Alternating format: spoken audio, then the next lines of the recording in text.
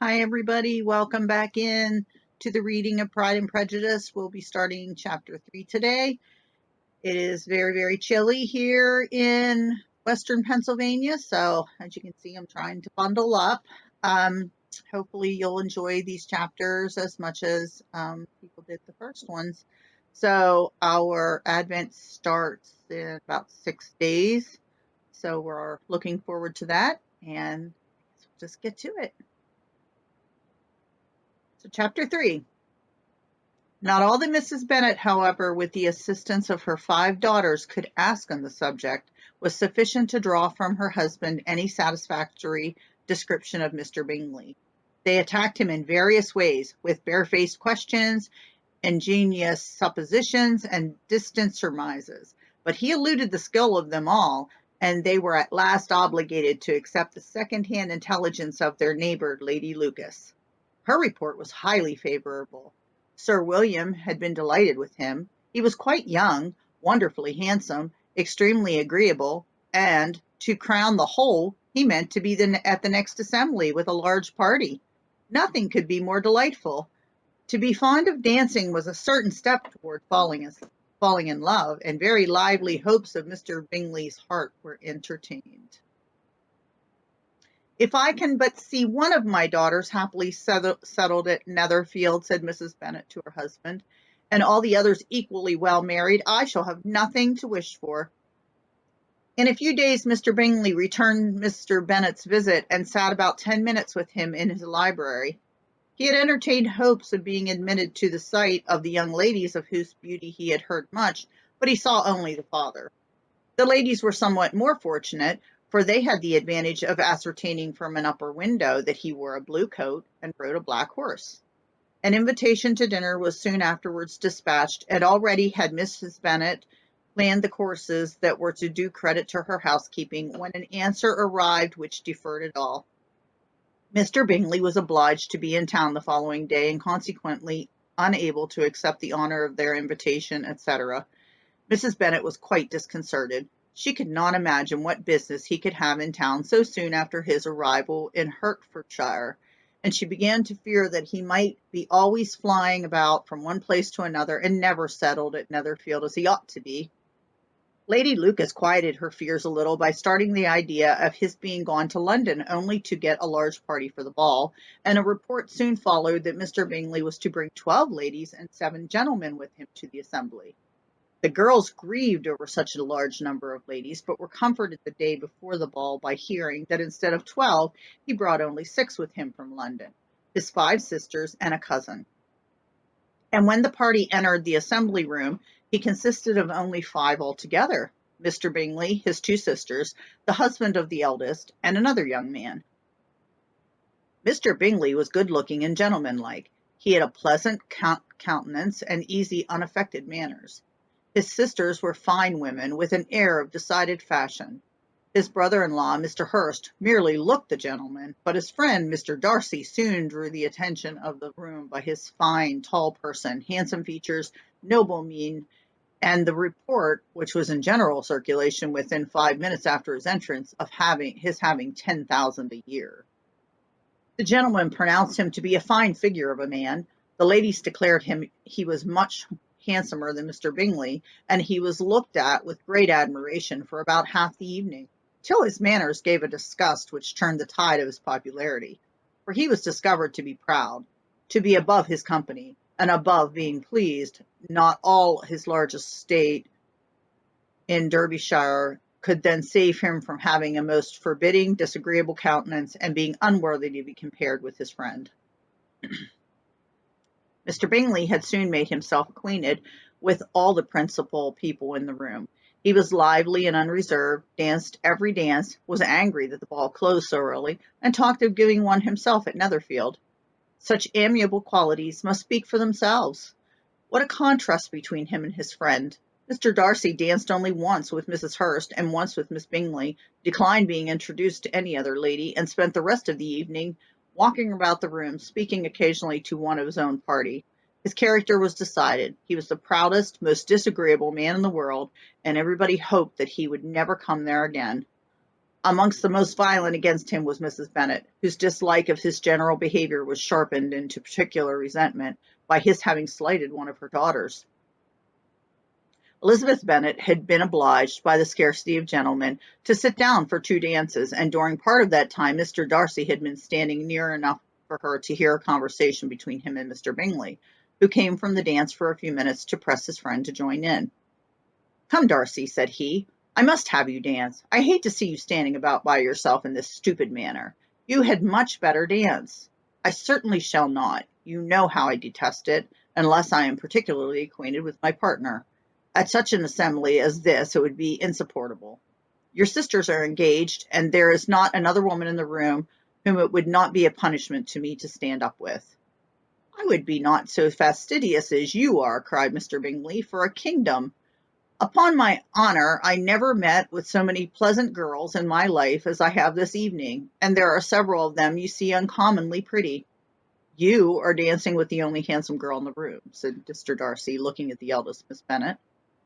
"Oh, she is the most beautiful creature I ever beheld, but there is one of her sisters sitting down just behind you, who is very pretty, and I dare say very agreeable. Do let me ask my partner to introduce you." "Which do you mean?" And turning round, he looked for a moment at Elizabeth, till catching her eye, he withdrew his own and coldly said, "She is tolerable, but not as handsome enough to tempt me.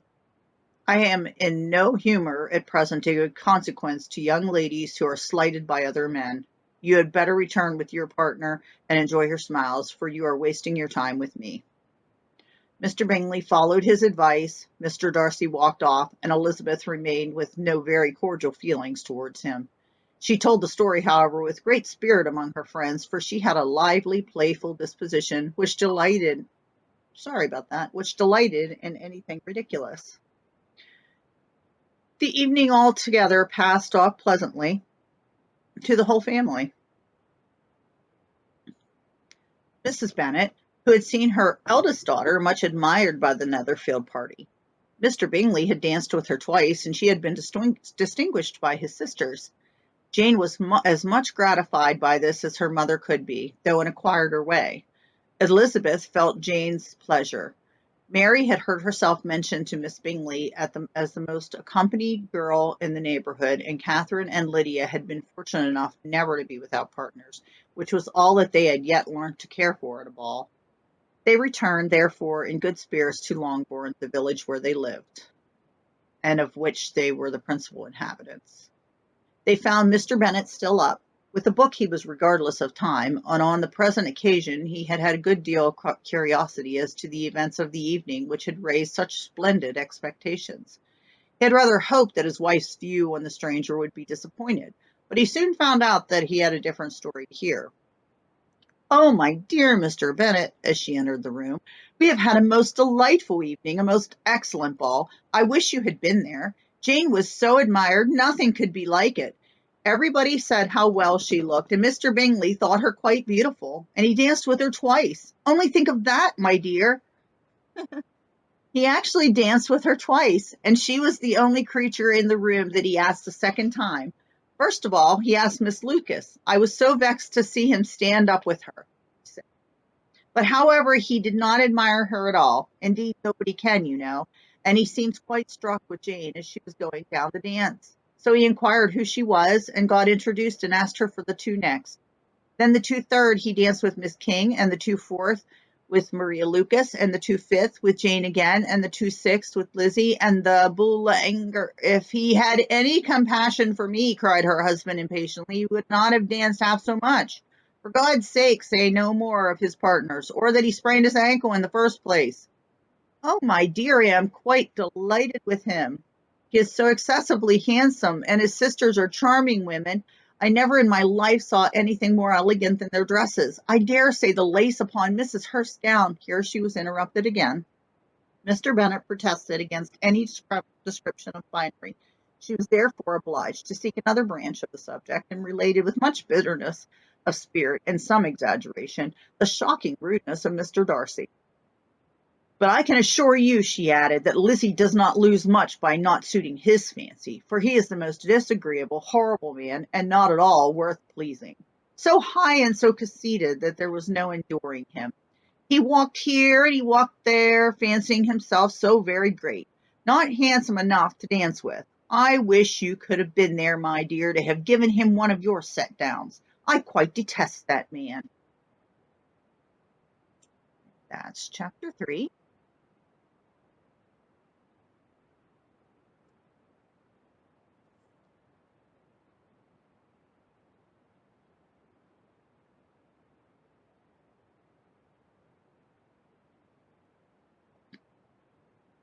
Chapter 4. When Jane and Elizabeth were alone, the former, who had been cautious in her praise of Mr. Bingley before, expressed to her sister that he had just how much she had admired him. He is just what a young man ought to be, she said, sensible, good-humoured, lively, and I never saw such happy manners, so much ease, with such good breeding.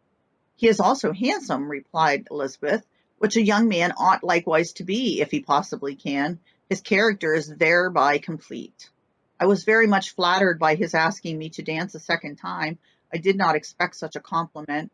Did not you? I did for you. But that is one great difference between us. Compliments always take you by surprise, and me never. What could be more natural than his asking you again? He could not help seeing that you were about 5 times as pretty as every other woman in the room. No thanks to his gallantry for that. Well, he certainly is very agreeable, and I give you leave to like him. You have liked many a stupider person. Dear Lizzie. Oh, you're not a great deal too apt, you know, to like people in general. You never see a fault in anybody. All the world are good and agreeable in your eyes. I never heard you speak ill of a human being in your life. I would not wish to be hasty in censoring anyone, but I always speak what I think. I know you do, and it is that which makes the wonder, with your good sense, to be so honestly blind to the follies and nonsense of others. Affection of candor is common enough. One meets with it everywhere. But to be candid without ostentation or design, to take the good of everybody's character and make it still better, and say nothing of the bad, belongs to you alone. And so you like this man's sisters too, do you? Their manners are not equal to his. Certainly not at first, but they are very pleasing women when you converse with them. Miss Bingley is to live with her brother and keep his house, and I am much mistaken if we shall not find a very charming neighbour in her. Elizabeth listened in silence, but was not convinced.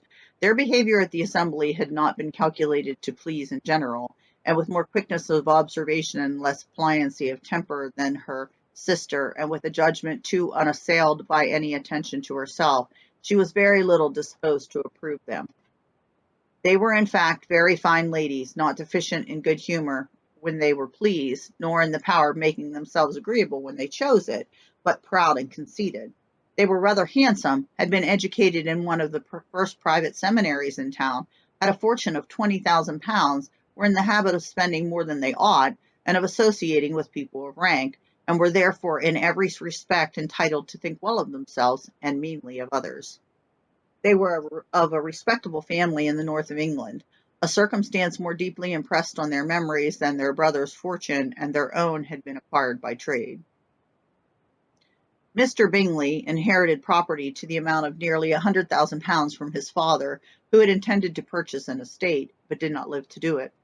Mr. Bingley intended it likewise, and sometimes made choice of his county, but as he was now provided with the good sense and the liberty of a manor, it was doubtful to many of those who best knew the easiness of his temper, whether he might not spend the remainder of his days at Netherfield, and leave the next generation to purchase.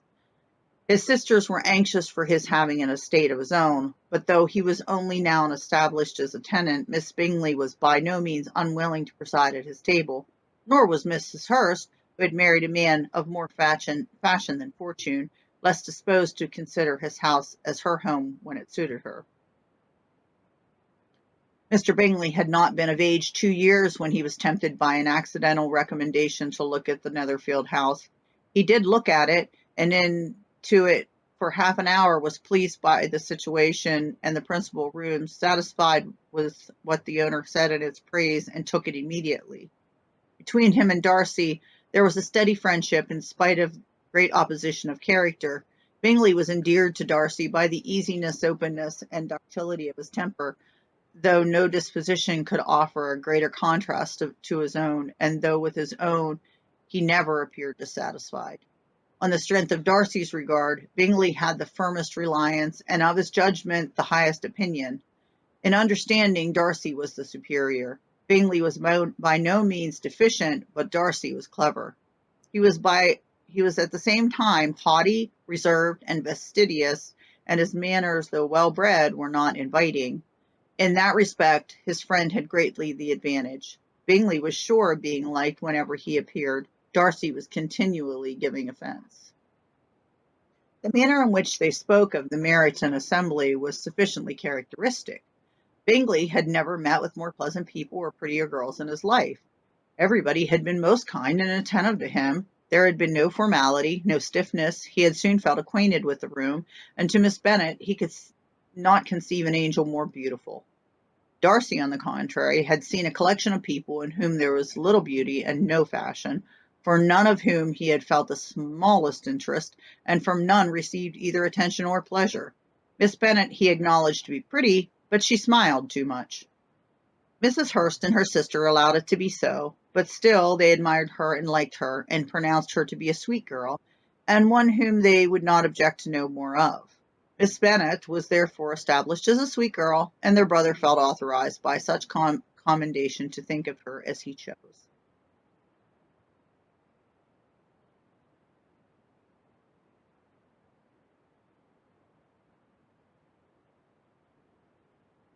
Okay, that was the end of chapter 4. So I think we will read one more today. This is chapter 5. Within a short walk of Longbourn lived a family with whom the Bennets were particularly intimate. Sir William Lucas had been formerly in trade in Meryton, where he had made a tolerable fortune, and risen to the honour of the knighthood by an address to the king during his mayoralty. The distinction had perhaps been felt too strongly. It had given him a disgust to his business and to his residence in a small market town, and in quitting them both he had removed with his family to a house about a mile from Meryton, denominated from that period Lucas Lodge, where he could think with pleasure of his own importance, and unshackled by business occupy himself solely in being civil to all the world. For though elated by his rank, it did not render him supercilious. On the contrary, he was all attention to everybody. By nature inoffensive, friendly, and obliging, his presentation at St. James had made him courteous. Lady Lucas was a very good kind of woman, not too clever to be a valuable neighbor to Mrs. Bennet. They had several children. The eldest of them, a sensible, intelligent young woman, about 27, was Elizabeth's intimate friend. That the Miss Lucases and the Miss Bennets should meet to talk over a ball was absolutely necessary, and the morning after the assembly brought the former to Longbourn to hear and to communicate. "You began the evening well, Charlotte," said Mrs. Bennet with civil self-command to Miss Lucas. "You were Mr. Bingley's first choice." "Yes, but he seemed to like his second better." "Oh, you mean Jane, I suppose, because he danced with her twice. To be sure, that did seem as if he admired her. Indeed, I rather believe he did. I heard something about it, but I hardly know what. Something about Mr. Robinson." "Perhaps you mean what I overheard between him and Mr. Robinson. Did not I mention it to you? Mr. Robinson's asking him how he liked our Meryton assemblies, and whether he did not think there were a great many pretty women in the room, and which he thought to be prettiest, and is answering immediately to the last question, 'Oh, the eldest Miss Bennet, beyond a doubt there cannot be two opinions on that point.'" "Upon my word! Well, then it is very decided indeed. That does seem as if, but, however, it may all come to nothing, you know." "My overhearings were more to the purpose than yours, Eliza," said Charlotte. "Mr. Darcy is not so well worth listening to as his friend, is he? Poor Eliza! To be only just tolerable. I beg you would not put it into Lizzie's head to be vexed by his ill treatment, for he is such a disagreeable man that it would be quite a misfortune to be liked by him. Mrs. Long told me last night that he sat close to her for about half an hour without once opening his lips." "Are you quite sure, ma'am? Is not there a little mistake?" said Jane. "I certainly saw Mr. Darcy speaking to her." Aye, because she asked him at last how he liked Netherfield, and he could not help answering her. But she said he seemed quite angry at being spoken to. Miss Bingley told me, said Jane, that he never speaks much, unless amongst his intimate acquaintances. With him he is remarkably agreeable. I do not believe a word of it, my dear. If he has been so very agreeable, he would have talked to Mrs. Long. But I can guess how it was. Everybody says that he's eat up with pride, and I dare say he has heard somewhere that Mrs. Long does not keep a carriage, and had come to the ball in a hack chaise. I do not mind with his not talking to Mrs. Long, said Miss Lucas, but I wish he had danced with Eliza. Another time, Lizzie, said her mother. I would not dance with him if I were you. I believe, ma'am, I may safely promise you never to dance with him. His pride, said Miss Lucas, does not offend me so much as pride often does, because there is an excuse for it. One cannot wonder that so very fine a young man, with family, fortune, and everything in his favor, should think highly of himself. If I may so express it, he has a right to be proud. That is very true, reported Elizabeth, and I could easily forgive his pride if he had not mortified mine. Pride, observed Mary, who piqued herself upon the solidity of her reflections, is a very common failing, I believe. By all that I have ever read, I am convinced that it is very common indeed, that human nature is particularly prone to it, and that there are very few of us who do not cherish a feeling of some self-complacency on the score of some quality or other, real or imaginary. Vanity and pride are different things, though the words often are used synonymously. A person may be proud without being in vain. Pride relates more to our opinion of ourselves, vanity as to what we would think others, what we would have others think of us. If I were as rich as Mr. Darcy, cried a young Lucas who came up with his sisters, I should not care how proud I was. I would keep a pack of foxhounds and drink a bottle of wine a day. Then you would drink a great deal more than you ought, Mrs. Bennet. And if I thought, said Mrs. Bennet, and if I were to see you at it, I should take away your bottle directly. The boy protested that she should not, and she continued to declare that she would, and the argument ended only with the visit.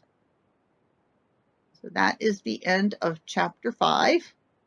So we will continue reading as we're waiting for our Advent to start. I want to thank you all for listening. If you're continuing to be interested in these channels, make sure that you hit the little bell and change the notifications to all so that you don't miss anything. Please subscribe if you're interested and you have not at this point. Hit a little thumbs up if you've enjoyed this video. Thank you for your time today. Enjoy your day.